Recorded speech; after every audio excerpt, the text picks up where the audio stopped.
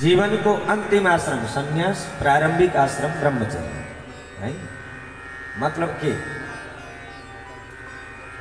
प्रारंभिक 25 वर्षसम्म कसरी जिन्दगी बिताउने त्यो शिक्षा लिएर गुरुको शुश्रूषा गरेर सेवा गरेर वेदको ज्ञान शास्त्रको ज्ञान उपार्जन गर्ने सुरुको 25 वर्ष। अब त्यही शिक्षाको आधारलाई जग बनाएर अगाडिको 25 वर्ष गृहस्थी हुने अनासक्त भएर आसक्त रहित भएर अनि 50 देखि उता जब हामी लाग्यौं अब बिस्तारै बिस्तारै वानप्रस्थी मन बनाउने धेरै निर्लिप्त मन भयो भने पछि गएर गाह्रो हुन्छ नि त छोड्न। अलि गर्दै जिम्मा लगाउँदै जाने अरूलाई जिम्मेवारी दिँदै जाने। 75 जब गयो अब संन्यास सम्यक प्रकारेण न्यासः राम्रो प्रकारले अब छोडियो ताकि पछि अब खाली हात सजिलो जान सजिलो। वेद व्यासजीले श्री सुखदेवजीलाई अब भन्नुभयो बाबु सुखम प्राह सुखम व्यासो वेदोधीतस्त्वया नघ धर्मशास्त्राणि सर्वाणि गुरुभार्या महामते। हे महामते, हे महान बुद्धिशाली, तिमीले धर्मशास्त्रको अध्ययन गर्यौ, वेदशास्त्रको अध्ययन गर्यौ, राम्रो कुरा हो। अब जीवनको दोस्रो चरणमा तिमी प्रवेश गर के गुरु भार्या विवाह गरेर गृहस्थ आश्रमलाई पनि स्वीकार गर। किन गृहस्थ आश्रमले हामीहरूलाई के दिन्छ? हाम्रा पूर्वजलाई सन्तुष्टि दिन्छ। हामी जो 3वटा ऋण लिएर आएका हुन्छौँ त्यसलाई उऋण गराउने कार्य गर्छ। के देव ऋण, ऋषि ऋण र पितृ ऋण। देवताको कृपाद्वारा हामी धरतीमा आउने सौभाग्य पाइयौँ। पितृहरूको माध्यमबाट हामी जन्मियौँ। जन्मिँदाखेरि देवताको अनुग्रह चाहियो, पितृहरूको माध्यम चाहियो अनि ऋषि मुनिहरूको ज्ञानद्वारा जीवन सफल बनाउने त्यो बुद्धि विवेक चाहियो। त्यसैले यी 3 ठाउँमा हामीहरूले ऋण बोकेका हुन्छौँ। त्यो ऋण चाहिँ गृहस्थ आश्रममा गएर पूर्ति हुन्छ। किन शास्त्रहरूले यही भन्छन् अपुत्रस्य गतिर्नास्ति स्वर्गो नैव च नैव च तस्मात् पुत्र महाभाग कुरुस्वाद्य गृहाश्रमो। मेरो ठुलो आशा छ कि तिमीबाट मैले सजिलैसँग उऋण हुन सक्छु र मेरा पूर्वजहरू पनि प्रसन्न हुन्छन्। जस्तो हजुरहरूले देख्नु भएको होला घरमा तर्पण श्राद्ध गर्दाखेरि माथिका 3 पिँढीलाई दिइन्छ नि हैन, पिता पितामह प्रपितामह भनिन्छ, वचन उच्चारण गरिन्छ। यानी कि नाति जन्मिएपछि हजुरबासम्मले पाए, हजुरबा मात्रै हैन कुप्रीबासम्मले, अनि उनीहरू पनि सन्तुष्ट हुन्छन्। अरे उसले दिँदैछ, त्यहाँबाट उसको आउँछ, उसले दिन्छ, एउटा हुँदै जान्छ नि। तत्पश्चात कुलमा कोही न कोही यस्तो माध्यम बन्छ जसले उनीहरू तरेर जान्छन्। बाबु तिमीलाई पाउनको लागि मैले धेरै ठुलो साधना गरेँ, तपस्या गरेँ, त्यो तिमीलाई थाहा छैन। किन उनी आउनुभन्दा पहिला नि तपस्या गरेको नि त। हिजो हजुरहरूलाई मैले सुनाएँ तपस्तप्त्वा महाघोरं प्राप्तोऽसि त्वम् अयोनिज देवरूपी महाप्राज्ञ पाहि मां पितरं सुखः। हुनको लागि तिमी देवतुल्य हौ। किन अयोनिज? जसरी देवताको प्राकट्य हुन्छ त्यसरी नै तिम्रो पनि यो धरतीमा प्राकट्य भएको हो। तिमी जन्मिएका हैनौ, तिमीलाई मैले तपस्याद्वारा प्राप्त गरेको, तिमी त मेरो तपस्याको फल हो। तसर्थ बाबु मैले भनेको मान, पितृ आज्ञा पालन गर्नुपर्ने सर्वोपरि भन्छ शास्त्रले। गृहस्थ आश्रममा जाऊ तिमी। सुखदेवजीले हात जोड्नुभयो पिताश्री। हजुर यो भन्दै हुनुहुन्छ के? किन सुखम मानुषे लोके ब्रूहि तात निरामय, दुःख विद्धम सुखम प्राज्ञा न वदन्तु सुखम किला। जसलाई हजुर सुखको नाम दिँदै हुनुहुन्छ नि त्यो केवल दुःख निवारण मात्रै, भ्रम मात्रै हो, सपना हो संसार भन्छ। अनि त्यही सपनामा विविध प्रकारका चेष्टाहरू देख्छौँ हामीहरू। कहिलेकाहीँ सपनामा कहाँ गएर फसिएको देखिन्छ, कहिलेकाहीँ सपनामा कहीँ रमाएको देखिन्छ, तर बिउजिँदा ओछ्यानको ओछ्यान होइन त। यो संसार पनि एक प्रकारले त्यस्तै प्रकारको सपना नै हो भनेको छ। आफै विचार गर्नुहोस् पिताश्री हजुर। स्त्रीं कृत्वा महाभाग भवामी तद्वशानुगः। जबकि यो मानव तन पाएको केका लागि भन्दाखेरि मुक्त भएर जानको लागि हो। अनि एउटा गृहस्थ रूपी जन्जालमा परेर म आफूलाई बन्धनमा किन पार्ने? के नै सुख छ र त्यहाँ? विणमुत्र सम्भवो देहो नारीणां तन्मयस्तथा, प्रीतिं तत्र विप्रेन्द्र विबुध कर्तुमिच्छति। आखिरी हेर्ने हो भने त शरीरभित्र के छ? विष्ठा र मूत्रको एउटा भाँडो, अनि त्यसैमा नारी पुरुषप्रति आकर्षित हुनु, पुरुष नारीप्रति दत्तचित्त हुनु, पछि गएर त्यो बन्धनमा बाँधिनु। हुन त के गर्नु, मेरो भाग्य यस्तो रहेछ क्यार। श्री सुखदेवजी भन्नुहुन्छ बृहस्पति जस्तो गृहस्थी मैले गुरु बनाउनु पर्यो। यो चाहिँ यस्तो भइदियो। म त त्यो परम तत्त्वको खोजी गर्न निस्किएको थिएँ, मुक्त हुने इच्छा राखेको थिएँ मैले, तर गुरु नै मैले यस्तो पाएँ जो आफू गृहस्थ जन्जालमा फसेको छ। यो त यस्तो भइदियो। रोगग्रस्तो यथा वैद्य। जुन डक्टरलाई देखाउन गएको उही उहाँ पेट दुखेर साह्रै रहेछ, आफू केही उपचार पाइन्छ कि भनेर जाँदा उसलाई नै उहाँ भेन्टिलेटरमा राखेको छ। अब रोगी वैद्यले अर्काको उपचार गरोस् कसरी? संसारेस्मिन् महाघोरे भ्रमणो नभचक्रवत्, न च विश्रमणो क्वापि सूर्यस्यैव दिवानिशि। यो संसार एउटा चक्र हो पिताश्री। यो चलिरहन्छ, घुमिरहन्छ। जस्तो घडीको काँटा त्यो गोलाइमा जसरी घुम्छ, ठीक त्यस्तै गरेर हामी जीवहरूले पनि एक एक दिन त्यही चक्रको अनुसारले अगाडि बढिराखेका छौँ हामी पनि। अनि यो संसार भनेको एक प्रकारले भनिएको छ गीतामा दुःखालयम अशाश्वतम। के भनिएको छ? यो दुःखालय।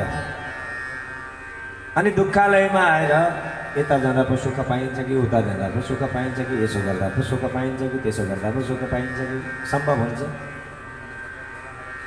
जुन वस्तुको जुन आलय हो त्यो वस्तु त्यही पाइन्छ। जस्तो मान्नुहोस् भोजनालय। अब भोजनालयमा के पाउनुहुन्छ? के पाइन्छ? भोजन पाइन्छ।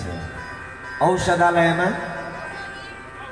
औषधि, विद्यालयमा विद्या। अब कोही व्यक्ति भोजनालयमा गयो, भोजनालयमा गएर भन्छ मलाई टाउको एक्सरे गराइदिनुहोस्, सिटी स्क्यान गराउन आएको। कहाँ? भोजनालयमा। सम्भव हुन्छ? या त चिकित्सालय औषधालयमा गएर भन्दैछ 2 किलो जुलाबी दिनु त तातो तातो। सम्भव हुँदैन। जुन वस्तुको जुन आलय हो त्यो वस्तु त्यही पाइन्छ भने यो संसार के रहेछ? दुःखालय। अब यहाँ के पाइन्छ?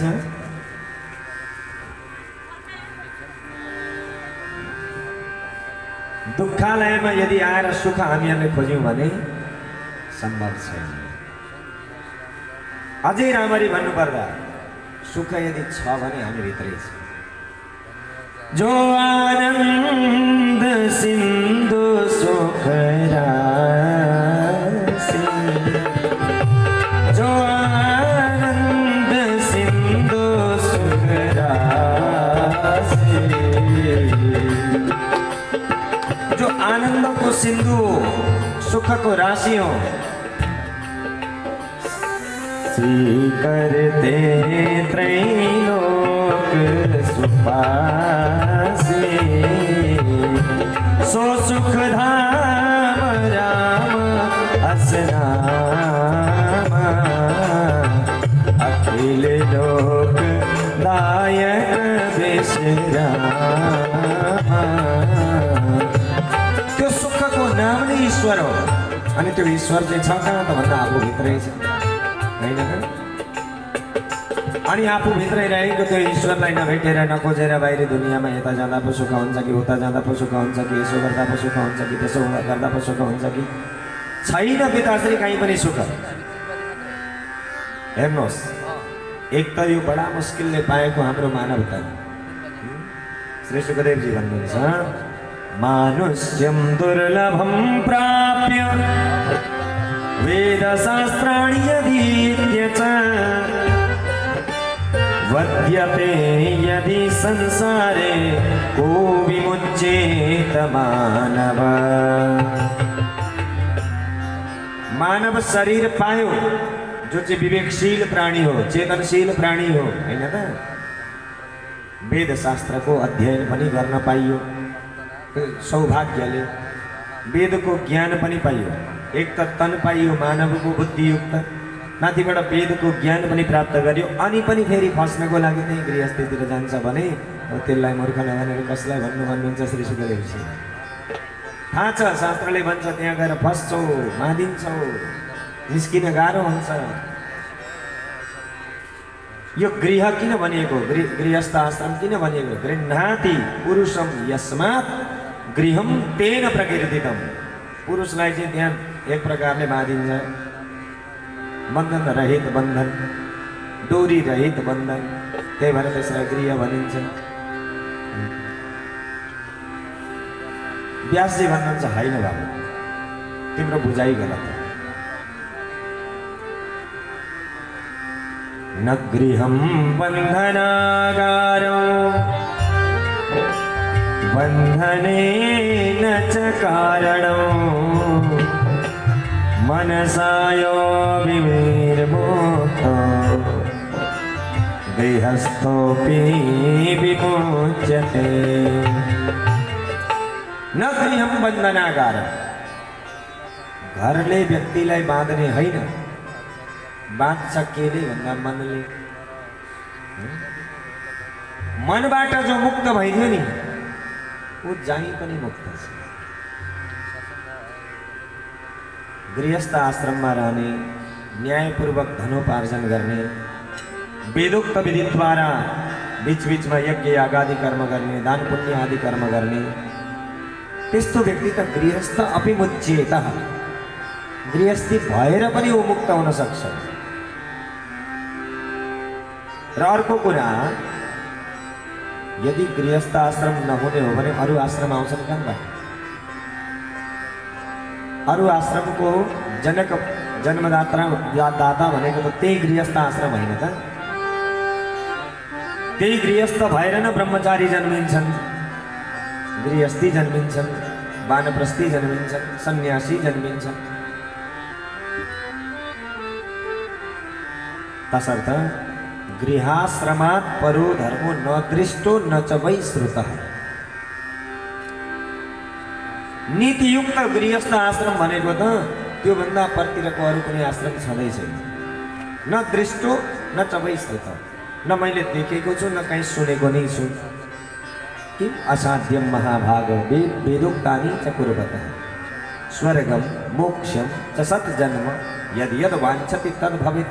यो गृहस्थ आश्रम भनेको त यस्तो, तिमीले चाह्यो स्वर्ग प्राप्ति गर्ने, त्यो खालको यज्ञ यागादि कर्म गरेर तिमी सजिलैसँग स्वर्ग जान सक्छौ। होइन स्वर्ग चाहिएन मोक्ष चाहियो त्यो पनि सम्भव छ। होइन तिमीलाई राम्रो ठाउँमा कुलीन घरमा जन्म लिनु पर्यो त्यो पनि सम्भव छ। त्यो प्रत्येक चिजका उपाय छ। तर बाबु तिमी जो अहिले जो कुरा गर्दैछौ नि अप्ठ्यारो कुरा हो।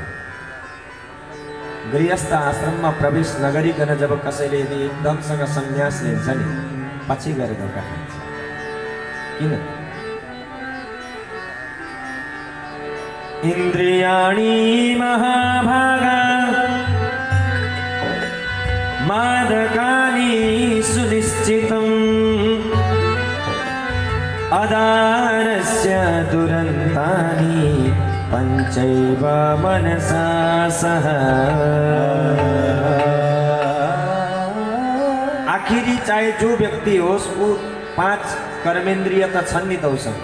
5 ज्ञानेन्द्रिय 5 कर्मेन्द्रिय एउटा मन ती त सबैसँग छन् हैन। जम्मा इन्द्रिय हाम्रा हुन्छन् 10 वटा। ती 10 वटामा 5 वटा ज्ञानेन्द्रिय भनिन्छ 5 वटा कर्मेन्द्रिय भनिन्छ। ज्ञानेन्द्रिय त चलो ठिकै छ अप्ठ्यारो पार्दैनन्। तर कर्मेन्द्रियहरूले व्यक्तिलाई कति बेला कुन खाल्टोमा हालिदिन्छन् थाहा हुँदैन। ती इन्द्रियहरूलाई त्यो मनको साथमा एक ठाउँमा बाँध्ने कोही किलो गाडियो भने त ठिकै छ हैन। स्वच्छन्द छोडियो भने फेरि भोलि गएर सोशल मिडियामा आउन धेरै बेर लाग्दैन। जेलमा गएर भजन गर्न धेरै बेर लाग्दैन हैन त। तसर्थ भरिसके एउटा बन्धनको चाहिन्छ। एकदमसँग स्वच्छन्द पनि यी इन्द्रियहरूलाई गर्नु हुँदैन। तिमीले सुनेको होला बाबु विश्वामित्रको नाम।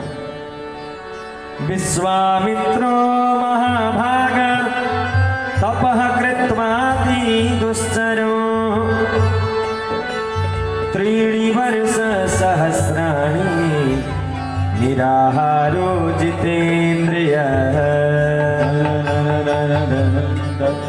जसले 3000 वर्षसम्म तपस्या गर्नुभयो अरे निराहारो।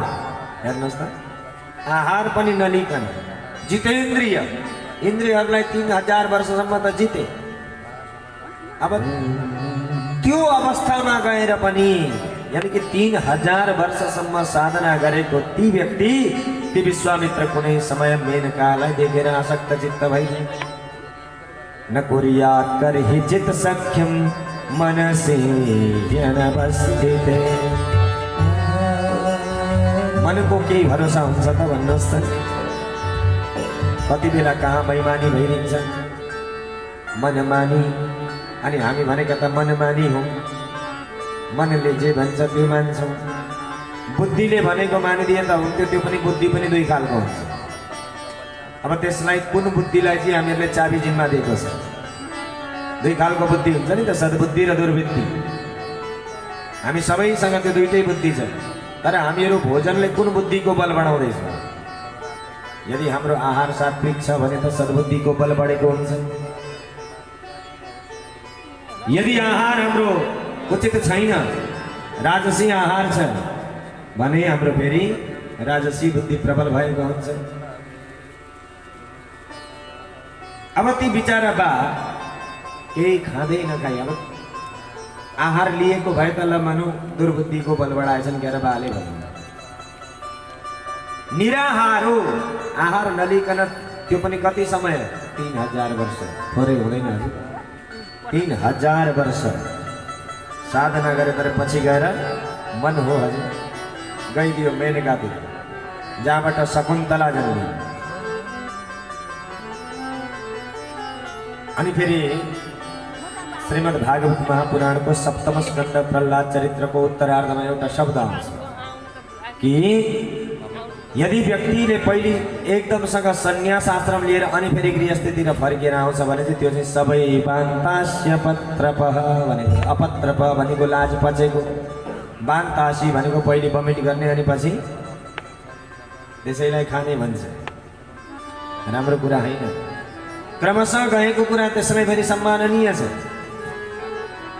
तर एकदमसँग एसएलसी दिन बसियो तर आउँदैन रहेछ एबिसिडी पनि नर्सरीमा एडमिसन लिनु पर्यो। राम्रो कुरा भइदियो त। पहिले अक्षर चिन्ने अनि त्यहाँबाट ज्ञान बढाउँदै गएको राम्रो हो नि त। सिडी हुन् बाबु, माथि चढ्ने यी सिडी हुन्। हामी एक प्रकारका यात्री हौँ, यी हाम्रा आश्रमहरू भनेका सिडीहरू हुन्। अब मास्लो तलामा उक्लिनु छ भने क्रमशः एउटा एउटा सिडी टेक्दै गयो भने त सजिलै पुगिन्छ। तर एकदमसँग 5औं नम्बरको सिडीमा पुग्छु भनेर तरबाट हात फाल्यो भने कहिलेकाहीँ के खुस्किन बेर लाउँदैन। मान्छे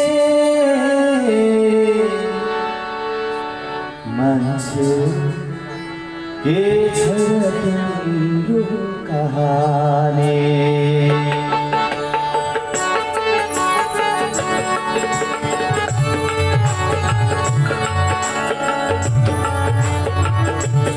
मान्छे के छ तिम्रो कहानी।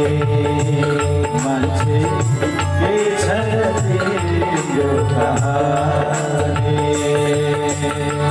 भन्छ चिताले दन्दन बल्दै। भन्छ चिताले दन्दन बल्दै। पारी तिमीलाई खरानी। मान्छे के छ तिम्रो कहानी। मान्छे के छ तिम्रो कहानी।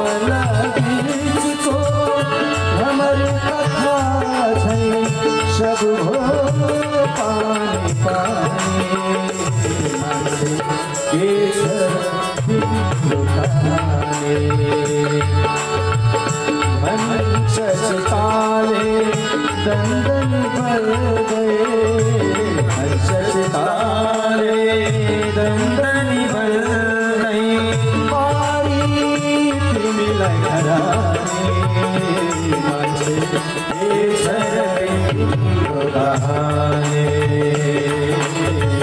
यसरी तिम्रो कहानी यसरी तिम्रो कहानी। बोल भक्तवत्सल भगवानको। कतिवटा उदाहरण दिने तिमीलाई बाबु। विश्वामित्र आफ्नो ठाउँमा छन्, त्यति मात्र नभएर जो चाहिँ जगतका रचयिता ब्रह्माजी। गत वर्ष हजुरले ब्रह्माजीको कथा सुन्नुभयो श्री शिव महापुराण अन्तर्गत रहेर। ब्रह्मापि स्वसुतां दृष्ट्वा पंचबाण प्रपीडिता धावमानश्च रुद्रेण मूर्छितश्च निवारिता। सृष्टिकर्ता ब्रह्मा पनि सरस्वतीको पछाडि लाग्यो। पछि गएर जसो तसो भोले बाबाले विधाता यो राम्रो कुरा होइन, बार बार शिव विवाहको क्रममा पनि त्यहाँ भाव दूषित भएको छ नि ब्रह्माजी। त्यसो हुनाले बाबु मैले भनेको मान, बेलैमा सद्गृहस्थी बनेको राम्रो हो। भोलि गएर इन्द्रियहरूको बेइमानी भइदियो भने त फेरि बदनामी ठुलो हुन्छ। श्री सुखदेवजीले भन्नुभयो होइन नाहं गृहं करिष्यामि दुःखदो सर्वदा पिता वागुरा सदृशो नित्यं बन्धनो सर्वदेहिना। यो गृहस्थ भनेको त एउटा प्यादाले छापेको जाल जस्तो, थापेको जाल। मिठो मिठो चारो राखिदिएर अनि कोही चराचुरुङ्गी आयो भने फस्यो, सकियो, बर्बाद भयो। त्यस्तै गृहस्थीमा गएपछि यस्तो हुन्छ त्यस्तो हुन्छ, अनेक प्रकारका सपना। अनि जसले गर्दा पछि गएर हुन्छ के त, जसरी जालमा पक्षी फस्छ त्यसै गरेर हामीहरूलाई फसाउनको लागि अरू केही होइन।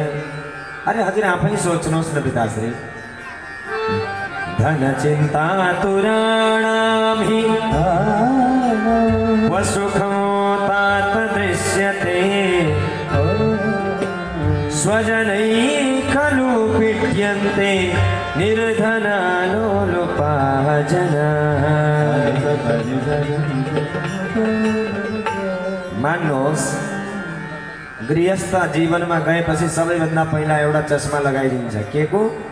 धनको। पहिलो नम्बर चस्मा आँखामा चढ्यो, धन। यदि त्यो धन कमाउन सक्यो त्यसैले अनेक प्रकारका समस्या ल्याइदिन्छ। कमाउन सकेन आफन्त इष्टमित्र नै चिन्न छोडिदिन्छन्, तिरस्कृत भएर बस्नुपर्छ। अरे बाबा, इन्द्रोपि न सुखी तादृक् यात्रिसो भिक्षु निष्प्रिय। जसरी एउटा निष्प्रिय इच्छा आशा अभिलाषा रहित भिक्षुक निश्चिन्त भएर घुमेर गएर एउटा माटाको डल्लाको सिरानी लगाएर सुत्छ नि, त्यसरी त स्वर्गमा इन्द्र पनि निदाउन पाउँदैन। जति जति धन बढेर जान्छ त्यति त्यति आसक्ति अभिलाषा इच्छा पनि बढेर जान्छ। के दुनियाँमा कोही यस्तो व्यक्ति छ जसले धन यति कमायो कि अब मलाई पुग्यो? कसैले भनिदिएको छ?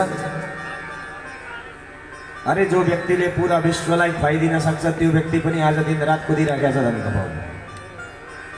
के गरेर हुन्छ? अझै बढाउने, अझै बढाउने, अझै बढाउने। को अन्य स्यात् यः संसारे त्रिलोकी विभवेशति। इन्द्र त जब सुखी छैनन् भने यो संसारमा अरू को होला जो सुखी हुन सक्छ? ब्रह्मापि न सुखी विष्णु लक्ष्मी प्राप्य मनोरमा खेदं प्राप्नोति सततं संग्रामै असुरैः सह। न ब्रह्माजी ने सुखी बस्न पाएका छन्। अरे लक्ष्मी का पति नारायण त आनन्दले सुत्नु नि, तर होइन कहाँ आराम छ राजु। कहिले कोसँग भिड्न पुगेका छन्, कहिले कोसँग लड्न पुगेका छन्। रमापति अपि श्रीमान कस्यास्ति विपुलम सुखम। जो रमापति नै सुख छैन भने दुनियाँमा कुन पतिलाई होला? नाम त छ श्रीपति, तर के गर्ने हजुर, दिन रात दुःखका आँसु बगाउनु परेको छ। न भगवान शंकर नै सुखी हुनुहुन्छ, न ब्रह्मा नै सुखी हुनुहुन्छ, न विष्णु नै सुखी हुनुहुन्छ। अनि दुनियाँको व्यक्ति विचार गरेर हेर्नुहोस्, एयर कन्डिसन रुममा सुत्ने व्यक्तिले निन्द्राको गोली खाएको पाइन्छ। नोकर चाकर घरभरि छन्, चाँदीको कुर्सीमा बसेर सोनाका थालीमा खाएका छन्, तर एक एक सेकेन्ड डक्टर चेकअप गर्नुपर्छ, अहिले हो कि भरे हो। उसैलाई चाहिँ प्रेसर पनि त्यही छ, सुगर पनि त्यही छ, मुटुको बिमारी पनि त्यही छ, के छन् हैन त? कदाचिन्न सुखी सेते धनवान अपि लोलुप, निर्धनस्तु कथौ तात सुखम प्राप्नोति मानव। जब धनाढ्य व्यक्ति नै सुखी छैन अनि निर्धन व्यक्ति दुनियाँमा को सुखी हुन सक्छ होला र? के गरेर हुन्छ? अब जसको सम्पत्ति छैन, बिहानै उठ्नु पर्यो, कहाँ जानु पर्यो, कसले काम दिने हो, के गर्नुपर्ने हो, कसरी।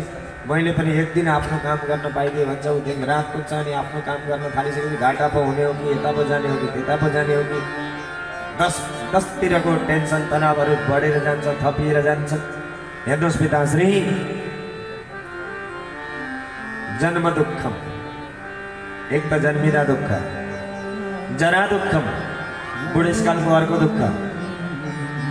जन्मिँदा के को दुःख? अब मच्छरले टोकेर रोग हुन्छ, आमा के सोध्छिन् अब यसलाई के भयो?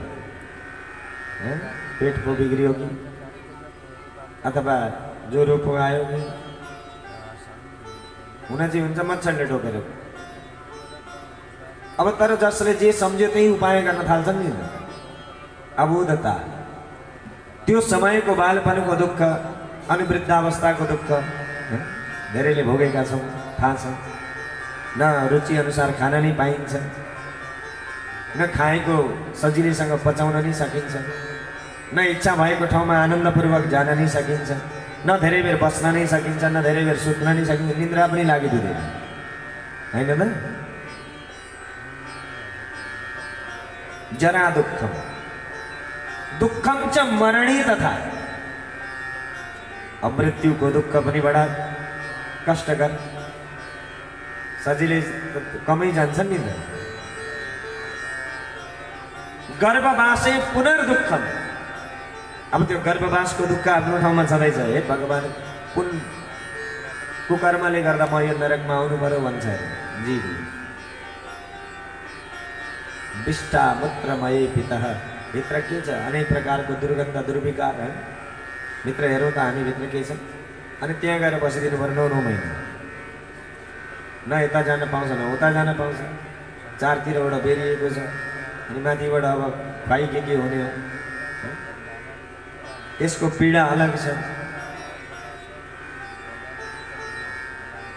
सुख कहाँ छ पिताश्री?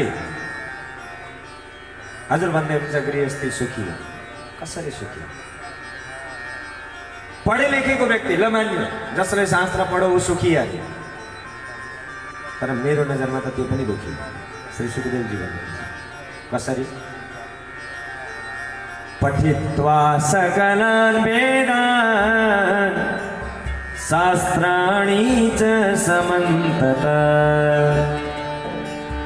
गत्वा च धनिनां कार्यान् स्तुति सर्वात्मना बुधये। वेद त पढ्यो, शास्त्र त पढ्यो, तर त्यही वेद पढेको व्यक्ति पनि धनी व्यक्तिका अगाडि हजुर त्यस्तै हो गर्नुपर्छ, हात जोड्दै कुदिराख्या देखिन्छ।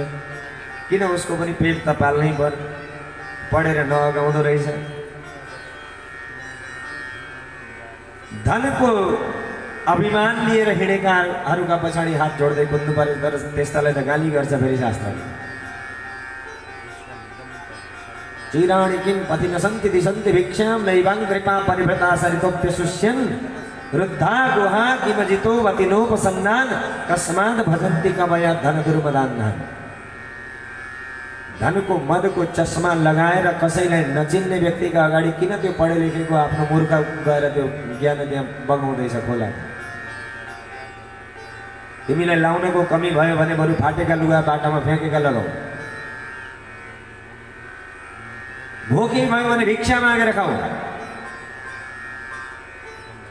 बस्ने ठाउँ पाएन भने कुनै जङ्गलमा ओडारमा गएर बस। तिर्खाले मर्यो भने खोला नाला सुकेका छैनन् दुनियाँमा, त्यहाँको पानी पिउन सक्छौ। यदि सबै कुरा ईश्वरले तयार गरिदिएको छ भने त्यत्रो पढे लेखेर किन गएर त्यो धनाभिमानीको अगाडि हजुर हजुर गर्दै कुद्छौ? काम छैन। एकोदरस्य का चिन्ता फलमूलादिवि येन केनाप्युपायेन सन्तुष्ट्या च प्रपूर्यते।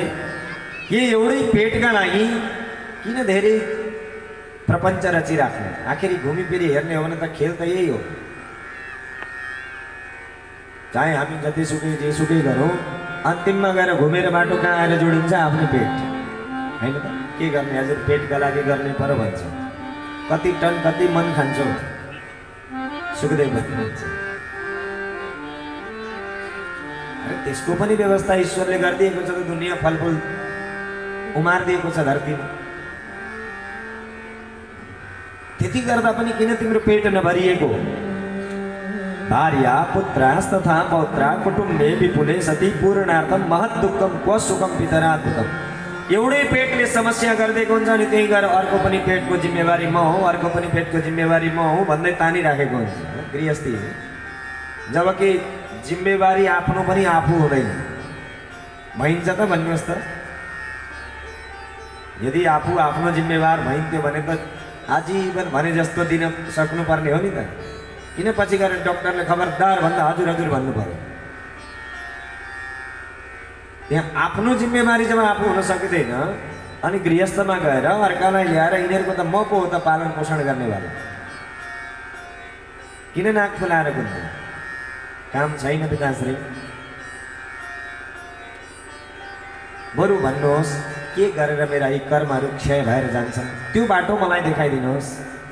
भोगैर्वीर्यं धनं पूर्णं मनः कुटिल भाषणै कान्ता हरति सर्वस्वं कस्तेनस्तादृशो परः।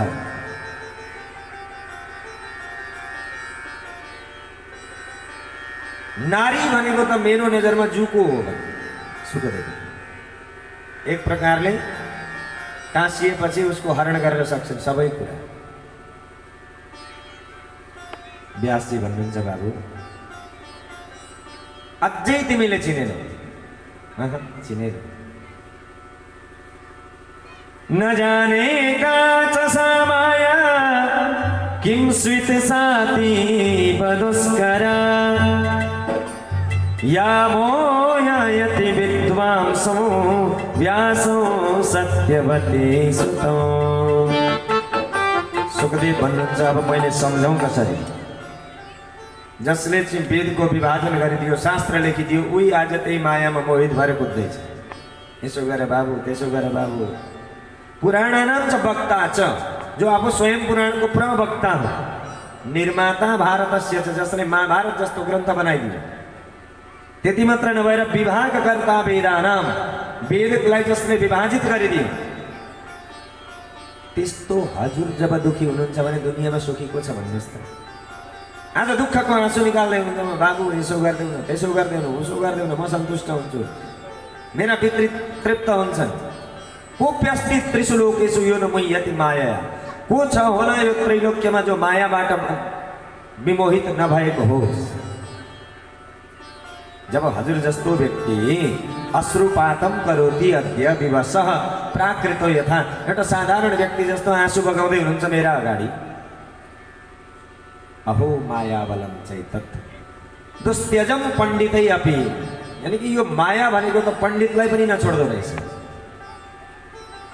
एउटा कुरा भन्नुहोस् त पिताश्री, कोयम कोहम कथम चेह कीदृशोयम भ्रमः किल। म को? तपाईँ को हो? म को हो तिमी को हो छैन चिनेको भन्ने चिनिया छ त कसैले? जब चिनेकै छैन अनि यो मेरो यो यस्तो यो उस्तो के का लागि? पञ्चभूतात्मके देहे पिता पुत्रेति वासना। एउटा पाँच भौतिक पुतलालाई यो त मेरो कथा, जबकि मेरो त होइन रहेछ।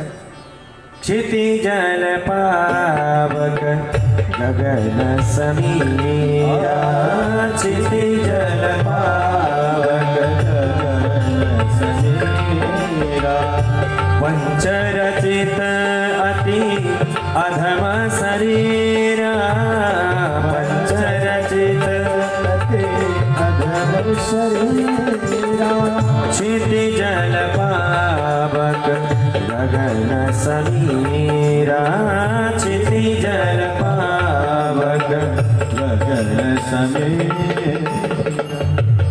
विचार गर्नुहोस् त, पृथ्वी जल तेज वायु आकाश यी पाँचवटा तत्त्वहरूद्वारा बनिएको यो पुतला यो मूर्ति यो थुप्रो, अनि यसलाई यो त मेरो बता कसरी सम्भव हुन्छ?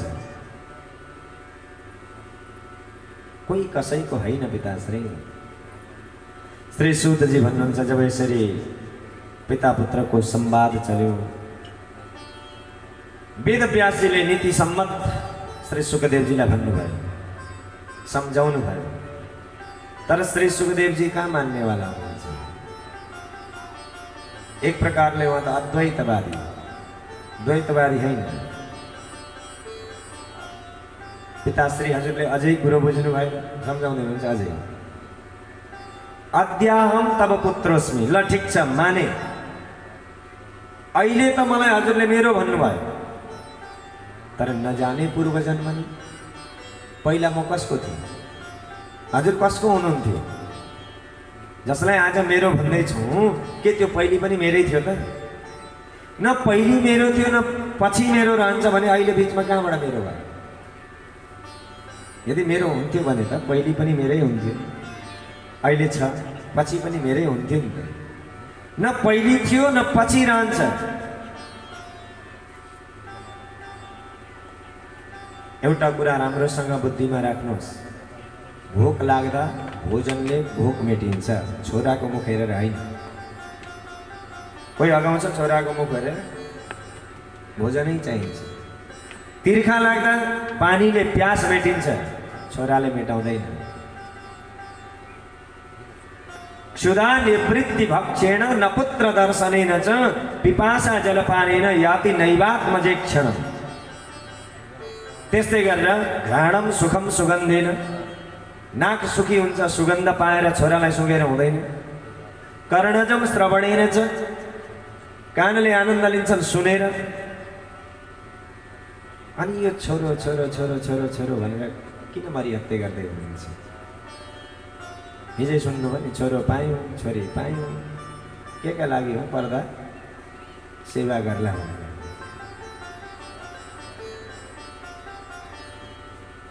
एउटा छोरालाई बचाउनको लागि हरिश्चन्द्रले पनि बेइमानी गर्नु पर्यो।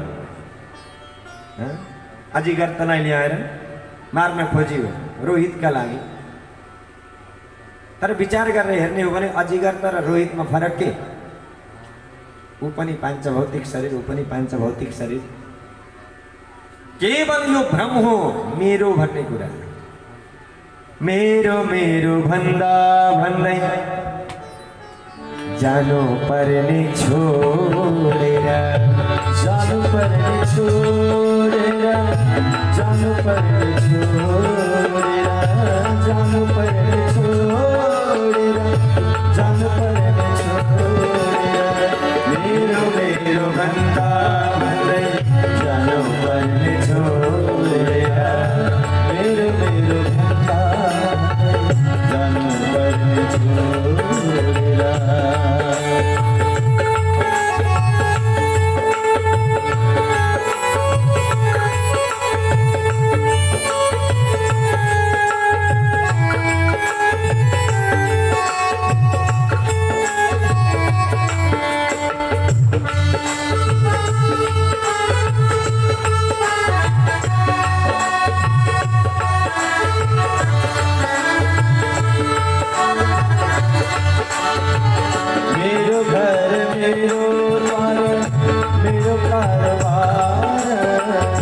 मेरो घर मेरो घर मेरो घरबार मेरो जग्गा मेरो वस्तु जहान परिवार मेरो जग्गा मेरो वस्तु जहान परिवार इष्टमित्र भन्ने नाता एक दिन तोडेर इष्टमित्र भन्ने नाता एक दिन तोडेर मेरो मेरो भन्दा भन्दै जानुपर्ने छोडेर मेरो मेरो भन्दा भन्दै जानुपर्ने छोडेर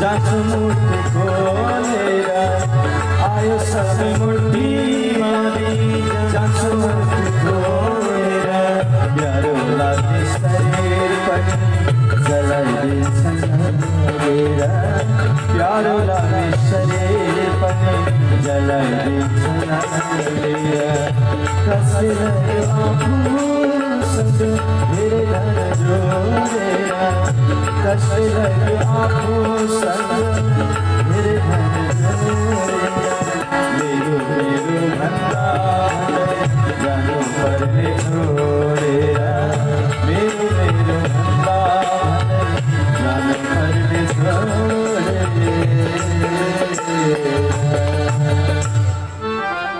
पिताश्री जसलाई मेरो मेरो मेरो भनौँ भने अन्तिममा गएर छैन केही बेकारको जन्जाल हो। व्यासजीले मनमा सोच्नुभयो कि यिनलाई यत्तिकै मैले सम्झाएर हुँदैन, पार लाग्दैन। बाबु, मैले एउटा सुन्दर ग्रन्थ रचेको छु जो देवी भागवतको नामले सुप्रसिद्ध छ, तिमी त्यो पढ। मलाई विश्वास छ देवी भागवत तिमीले राम्रोसँग अध्ययन गर्यौ भने पक्कै पनि तिम्रो मन परिवर्तन हुनेछ, जसमा द्वादश स्कन्द छन्, 5 लक्षण छन्, जो चाहिँ सम्पूर्ण पुराणहरूको आभूषण मानिएको छ। यदि एकपल्ट तिमीले पढ्यौ भने पक्कै पनि तिम्रो यो सोच परिवर्तन हुनेछ।